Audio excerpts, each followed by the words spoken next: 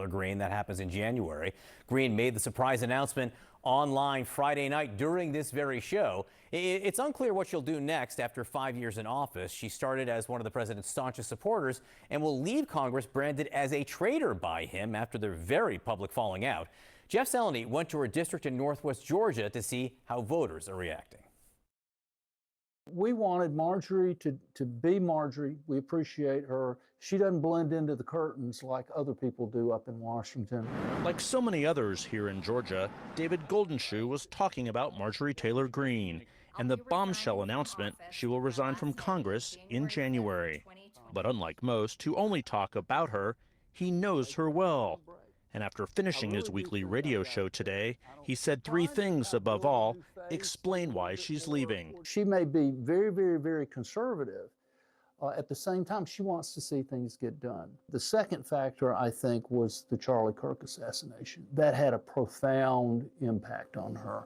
And then the third thing, I think, was just the falling out with President Trump. Among friends and foes alike, and there are many of both in her hometown of Rome, Georgia, a sense of disbelief at her decision reverberated from one conversation to another. Very surprised. Didn't expect that. Sunny Knaus runs the Sunflower Community Bakery and had started to reconsider her view of Greene after she stood her ground against President Trump over the release of the Epstein files. I disagreed with a lot of the stuff she did early on in Congress. I applaud her for breaking away from the pack because that's a really hard thing to do in politics.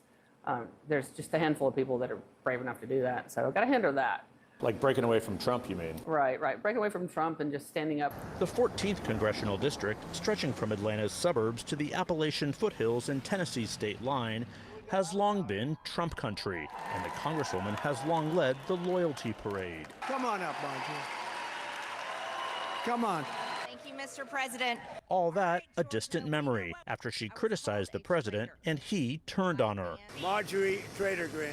The remarkable feud that ultimately led to a resignation video on Friday night I refuse to be a battered wife, hoping it all goes away and gets better.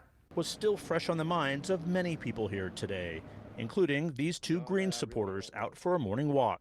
How was she as a congresswoman from the district? Well, I think she represented the people, what they felt. Not everybody felt that way, obviously. I wouldn't have called her a traitor. That's Trump, you know. But he hits back if you hit him. With 42 days now left in her abbreviated term, there is no shortage of opinions about Greene. Radford Bunker was among those expressing regret to be losing their firebrand in Congress. I'm sorry that she resigned. I think that she's a thoughtful person. Like I said, I'm just sorry that politics has come to the sort of tribalism where you have to agree with everything on everybody. Others, like Virginia McChesney, were far closer to saying good riddance. We, this district, really just want someone who represents us instead of thinks of themselves and tries to